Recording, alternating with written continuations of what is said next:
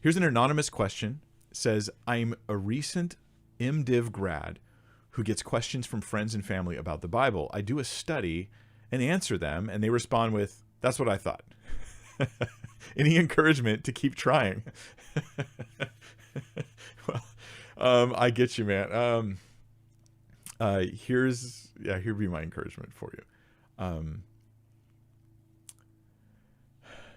Sometimes people respond in trivial ways to massive amounts of labor that you've done. I get it all the time. But I'm not complaining. I also get tons of people who are very grateful and think far too highly of me anyways. So I'm not trying to complain, but sometimes that'll happen, right? And you've done a lot of work and you're not receiving sort of the gratitude.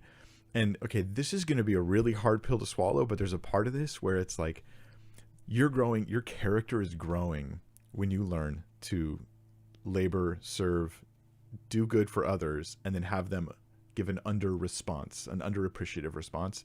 I'm not saying it's good. I'm just saying it will grow your character, because the ability to labor in obscurity without thankfulness is a massive character trait that we don't want to labor that way, but we want to have the character trait at least to be able to.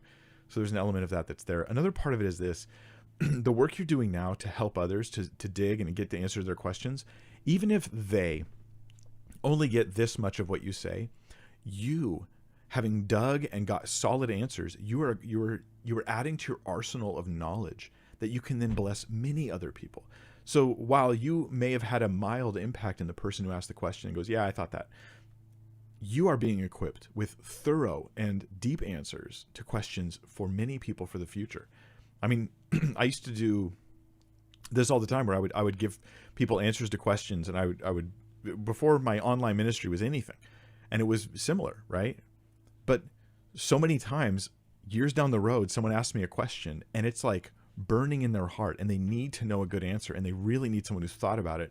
And because I didn't trivialize my answers years ago, I hopefully have a good answer now. And I'm just suggesting that there's a long-term benefit in your ability to serve others, in that you labor and you get deep answers so you can help people out. And that's a good and wonderful thing.